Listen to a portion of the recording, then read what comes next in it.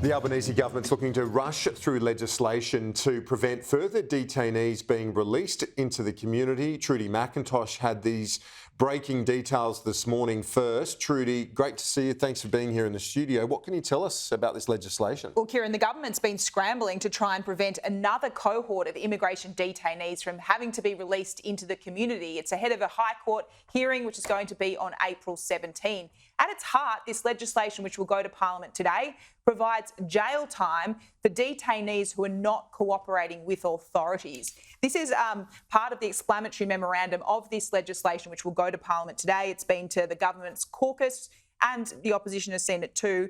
The amendments in the bill are necessary to address circumstances where non-citizens who have no valid reason to remain in Australia and who have not left voluntarily as expected are not cooperating with appropriate and lawful efforts to remove them. Why is this a problem? Well, this High Court hearing on April 17 centres on this case of a man called ASF 17. He's come here from Iran, claims to be an asylum seeker. His refugee visa, though, was rejected back in 2017. He says if he goes back, he will be persecuted in Iran. And Iran has a policy of not accepting people back if they're not coming back willingly. But because he's refusing to cooperate with authorities, the test at the centre of this High Court hearing is whether that refusal to cooperate means he should be released into the community. The coalition this morning was only given this legislation with 30 minutes notice and then told to appear at a briefing.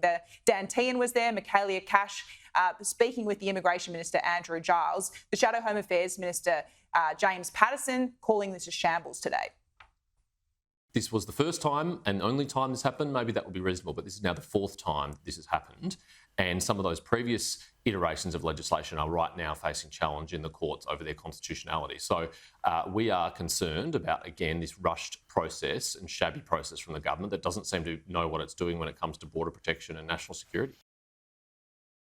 The central question, though, Kieran, is whether this has the numbers to pass the Parliament. The time is really of the essence. We have today and tomorrow left before we rise for the Easter break, and the government need to get this through in that time period. Yeah, it's a very good question, and I think our colleague Andrew Clennell might have a bit of insight on that off the Coalition Party Room. Trudy, thanks so much. Andrew is with me in the studio as well, and the Coalition Party Room has been looking at this legislation as discussed by Trudy. Well, they've only been given a brief summary because they have a parliamentary hearing tonight. They're going to question officials, and they are concerned, the opposition, this is what they call rushed and chaotic legislation.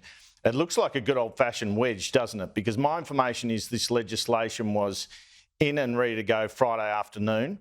It obviously waited then for Cabinet, but essentially the opposition is of the view where you could have briefed us earlier rather than put it on us and say, quick, hurry this before Easter.